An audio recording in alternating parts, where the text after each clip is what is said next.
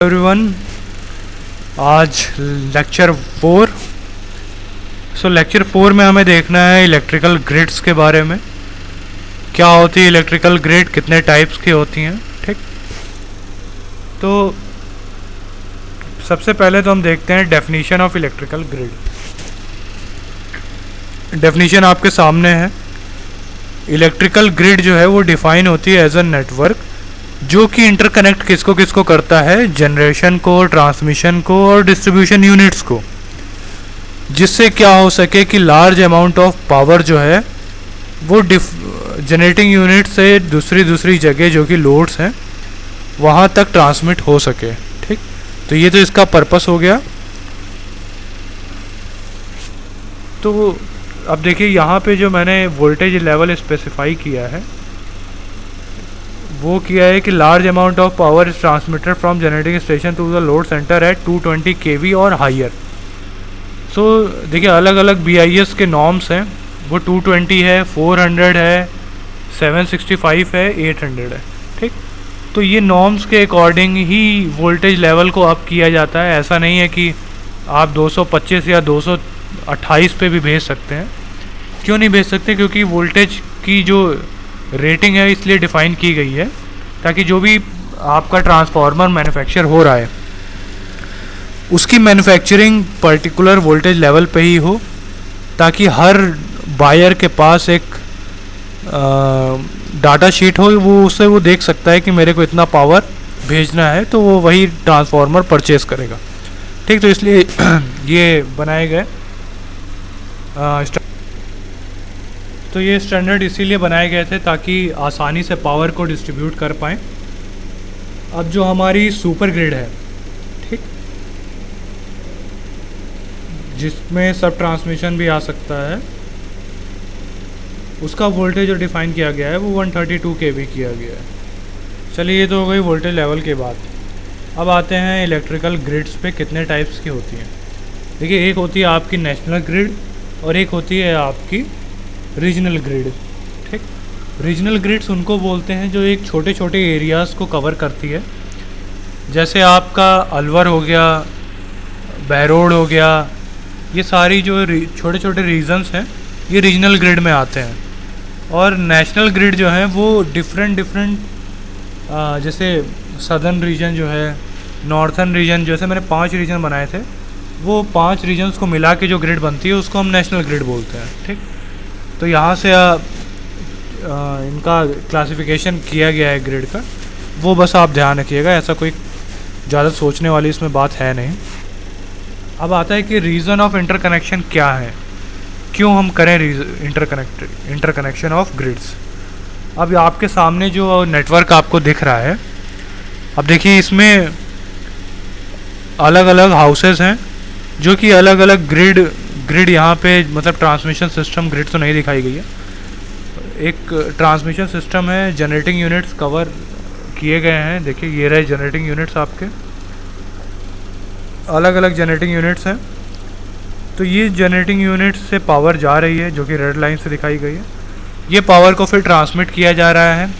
ये blue line से जो है ये आपकी ट्रांसमिशन लाइन है, और ये जो ब्लैक लाइन है ये आपकी डिस्ट्रीब्यूशन लाइन है। तो ये जो बड़े बड़े पोल्स आपको दिखाई देते हैं, बहुत हैवी पोल्स जो होते हैं, जो रास्ते में आपको दिख भी जाएंगे, वो ट्रांसमिशन लाइन के लिए यूज़ होते हैं। जो आपके घर के आगे पोल्स लगे हुए हैं वो आपके डिस्ट्रीब्यूशन पोल्स हैं।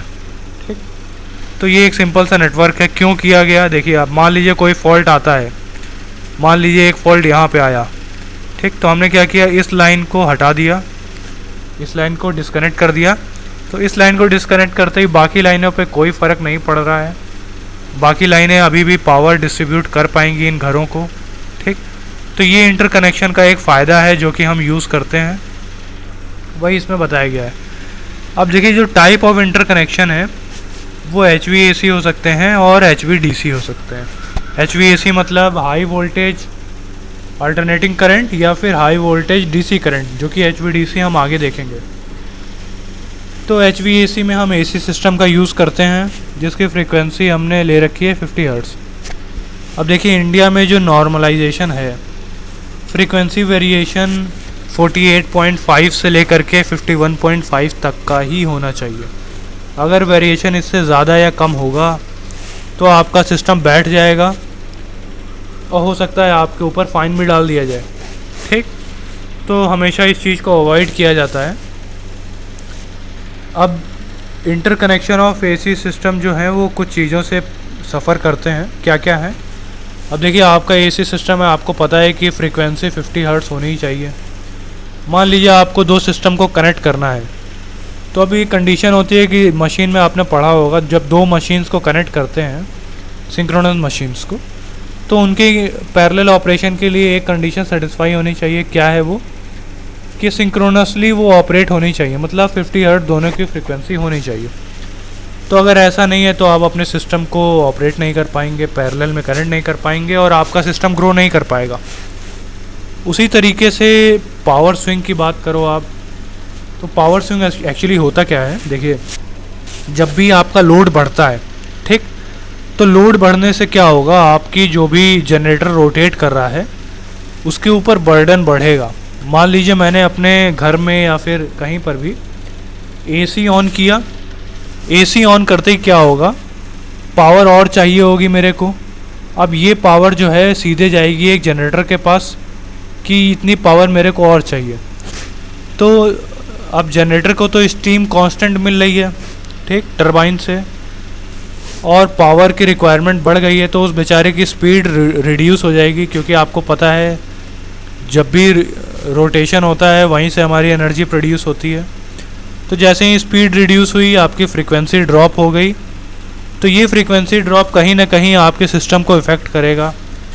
तो ये एक डिसएडवांटेज है। दूसरा है कि ये मैंने पावर स्विंग के बारे में बता दिया आपको। पावर स्विंग एक्चुअली होता क्या है, तो ये जब भी लोड में चेंज आएगा तो जो आपका जनरेटर में है, जो भी आपका घूमता हुआ पार्ट है, वो थोड़ा सा स्पीड में स्लो हो जाएगा, तो उसी को हम स्विंग बोलते हैं।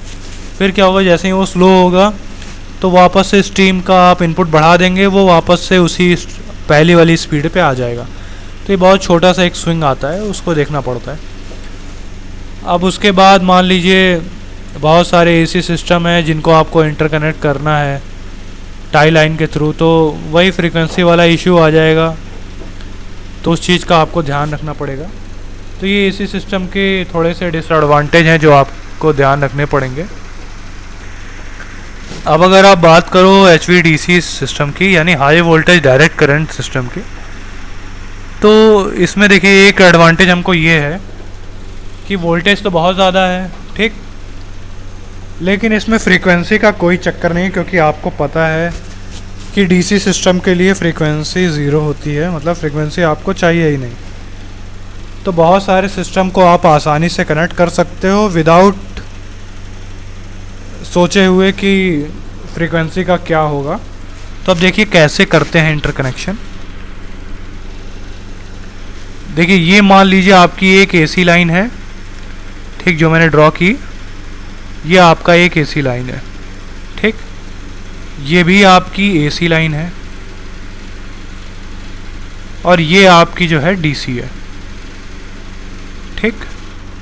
तो देखिए, आपको पता है पावर इलेक्ट्रॉनिक्स, मेरे को लगता नहीं कि अभी तक आपने हो सकता पढ़ा ना हो। आप पावर इलेक्ट्रॉनिक्स में पढ़ेंगे कि हम एसी को डीसी में कन्वर्ट करते हैं यूजिंग अ कन्वर्टर, ठीक। एक कन्वर्टर आपने यहाँ पे लगाया, उसने क्या किया, एसी को डीसी में कन्वर्ट कर दिया। अब आपने एक कन्वर्टर और लगाया, इसी कन्वर्टर को आप घरों में यूज़ करते हैं, किस नाम से, इन्वर्टर के नाम से, ठीक। तो ये इन्वर्टर जो था, ये इन्वर्टर आपने डीसी को एसी में कन्वर्ट कर दिया। तो इससे हुआ क्या, मान लीजिए इसकी फ्रीक्वेंसी मान लीजिए 50 हर्ट्ज थी, ठीक, और इसकी फ्रीक्वेंसी 48.5 थी। तो ये फ्रीक्वेंसी डिफ़र कर रही हैं, उससे कोई फ़र्क नहीं पड़ता, आपकी पावर जो है वो आसानी से चली जाएगी यूजिंग अ डीसी, क्योंकि ये कन्वर्टर क्या करेगा, डीसी में कन्वर्ट कर देगा, फिर यहाँ जाके वापस से एसी में कन्वर्ट होगा।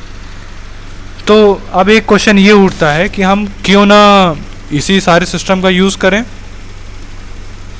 कि एसी पार्ट ट्रांसमिशन की जगह हम सीधे एक जनरेटर लें, पावर जनरेट करें और कन्वर्टर के थ्रू डीसी से ट्रांसमिशन कर रहे हैं। देखिए ऐसा हो सकता है, लेकिन एक प्रॉब्लम है कि ये जो कन्वर्टर है ये बहुत ज़्यादा एनर्जी कंज्यूम करता है, रिएक्टिव पावर। ठीक, उससे क्या होता है, आपके सिस्टम में बहुत सारे हार्मोनिक्स आ जाते हैं जो कि आप नहीं चाहते। मतलब आपको जो डीसी है वो प्योर डीसी कैसा होता है, इस तरीके का। ठीक, ये आपका वोल्टेज या फिर करंट है और ये आपका टाइम है। ठीक, तो ये ऐसा ना हो करके ये कुछ ऐसे होता है, बहुत थोड़ा सा फ्लक्चुएशन आता है, तो इसी को हम हार्मोनिक्स बोलते हैं। ठीक, तो ये चीज़ें हमें अपने सिस्टम में नहीं चाहिए, इसीलिए हम कन्वर्टर्स का ज़्यादा यूज़ नहीं करते हैं। तो यहाँ से आपको पता चल गया हम कन्वर्टर का ज़्यादा यूज़ क्यों नहीं कर सकते। चलिए अब वापस से आते हैं अपने उस पर। तो ये तो हो गया आपका HVDC सिस्टम क्या होता है, कैसे ऑपरेट करता है। उसके बाद हम देखते हैं power flow through transmission line. अब इसके लिए कैसे पावर फ्लो हो रही है ट्रांसमिशन लाइन में, इसको हमें पढ़ना है। तो इसको पढ़ने के लिए सबसे पहले तो आपको पता होना चाहिए रियल पावर क्या है और रिएक्टिव पावर क्या है। मेरे हिसाब से आपको पता भी होगा थोड़ा सा कि VI cos phi active power है, VI sin phi reactive power, जिसको हम वॉर बोलते हैं, या फिर के वॉर या किलो वॉट। जो आप रियल पावर के लिए डिनोट करते हो वो किलो वॉट, जो आप रिएक्टिव पावर के लिए डिनोट करते हो वो के वॉर।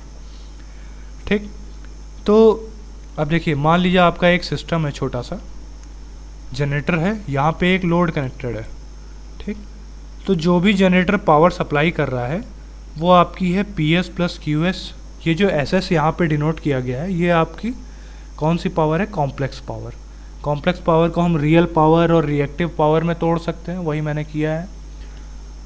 और इसको पावर को भेजा गया यूजिंग अ ट्रांसमिशन लाइन। आपने नेटवर्क में पढ़ा होगा ABCD कॉन्स्टेंट्स, जिसको हम क्या बोलते हैं, ट्रांसमिशन लाइन कांस्टेंट। वो अब हम यहाँ पे यूज़ करेंगे। देखिए कभी आपको ये चीज़ बताई नहीं गई होगी कि हम ABCD कांस्टेंट को क्यों यूज़ करते हैं। देखिए इसका सीधा सा रीज़न ये है कि ABCD कांस्टेंट आपको पता है V1 I1 इक्वल्स टू क्या होता है, ABCD और V2 I2। ठीक, तो इससे होता क्या है कि जो भी पावर आपको भेजनी है, यानी कास्केडिंग नेटवर्क्स को आप आसानी से जोड़ सकते हो।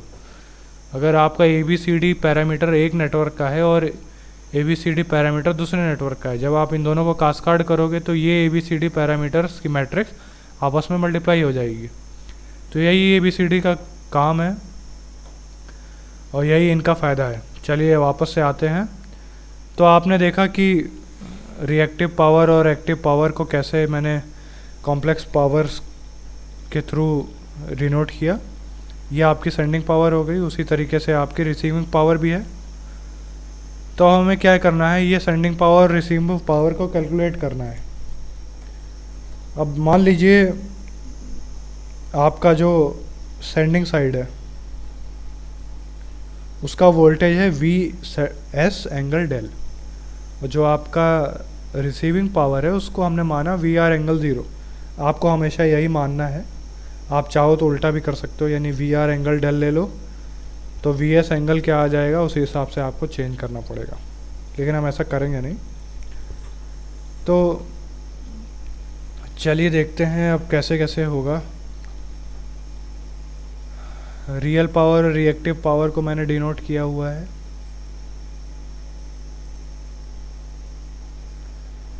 PR प्लस JQR और सेंडिंग साइड जो है वो PS प्लस JQS है। और आपको पता है कॉम्प्लेक्स पावर को हम कैसे रिप्रेजेंट कर सकते हैं, VI कॉन्जुगेट से। तो रिसीविंग साइड का हो जाएगा VR IR कॉन्जुगेट और सेंडिंग साइड का हो जाएगा VS IS कॉन्जुगेट। ठीक, मैंने ABCD पैरामीटर निकाला, ABCD पैरामीटर से मैंने IR और IS निकाल लिया। ठीक, अब आपके पास IR और IS है, करके देखिएगा, नहीं समझ में आता है तो मैं एक्सप्लेन कर दूंगा इस चीज़ को। वैसे ये चीज़ आसान है निकालनी, सिंपली आपको ABCD पैरामीटर लिखना है और IR और IS की वैल्यू निकाल लेनी है। उससे क्या हुआ, आपका जो भी आपकी D और B था ये सारे एक पोलर फॉर्म में होंगे, यानी A angle alpha B angle beta. ठीक, तो उस फॉर्म में मैंने आई आर और आई एस को रिप्रेजेंट कर लिया, और वोल्टेज की भी मैंने मैग्नीट्यूड और एंगल रख दिया। तो आप रिसीविंग साइड का जब पावर डालोगे तो वी आई कॉन्जुगेट रखोगे, यानी रिसीविंग साइड में क्या हो जाएगा, V R I R conjugate. सारी वैल्यूज़ डाली तो आपको ये एक्सप्रेशन मिल गया। उसी तरीके से आपने सेंडिंग साइड में सारी वैल्यूज़ डाली तो आपको ये एक्सप्रेशन मिल गया। बस यही एक्सप्रेशन आपको ध्यान रखना है, यही यूज़ होगा। बाकी 3 फेज़ में आप निकालोगे तो वही आ जाएगा, कोई इसमें सोचने वाली बात है नहीं। सेम केस, ये तो सेंडिंग साइड का रिसीविंग साइड का हो गया। आप चाहो तो इसका रियल पार्ट और रिएक्टिव पावर अलग अलग कर सकते हो। कैसे, यहाँ जो एंगल दिया गया था इसे कॉज अल्फ़ा और साइन अल्फ़ा में तोड़ लीजिए। कॉज अल्फ़ा और साइन अल्फ़ा में तोड़ा तो रियल पार्ट और रिएक्टिव पावर अलग अलग होकर के क्या बन गया मेरे, रियल पावर और रिएक्टिव पावर। ठीक, उसी तरीके से आप सेंडिंग साइड को भी तोड़ सकते हैं, सेंडिंग पावर और रिसीविंग पावर की। तो इसमें आपको आई होप कोई समझने में दिक्कत नहीं हुई होगी। अगर होती है तो मैं इसको और समझा सकता हूँ आपको, आप मेरे को बता देना। तो ठीक है बच्चों, इसको यहीं पे रखते हैं। तो आपका ये चीज़ कंप्लीट हो गई है यहाँ पे। Thank you.